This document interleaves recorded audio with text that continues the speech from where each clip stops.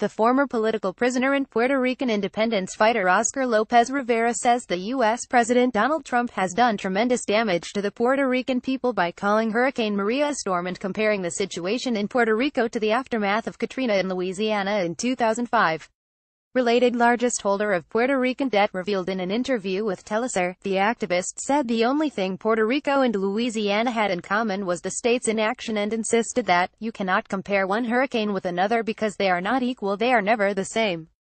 Trump's visit on Tuesday has been widely panned for its insensitivity. He tossed paper towel rolls into a crowd at a church and compared Hurricane Maria unfavorably to a real catastrophe like Katrina. There had been warnings that the levees needed repairs for 10 years before Katrina, so the damage Katrina did in New Orleans can be blamed on the state, just like in Puerto Rico, said Lopez Rivera. In Puerto Rico it's actually worse because the people in charge are part of an elite. State officials were not on the streets helping the victims, but at a news conference with Donald Trump, applauding him.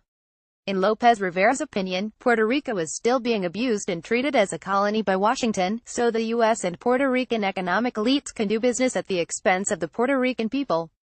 He said Cuban doctors were not allowed to provide medical help and Venezuela was prohibited from donating oil because the U.S. construction sector, banks and health industry, among others, wanted to maintain a monopoly.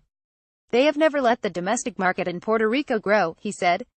Since 1898, when the U.S. military troops invaded Puerto Rico, there has already been a small elite in Puerto Rico ready to collaborate with them, and from generation to generation, they gained more power, managing the colony.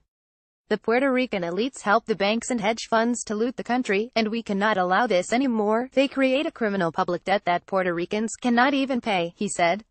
Lopez Rivera said the Puerto Rican people are strong and they deserve respect.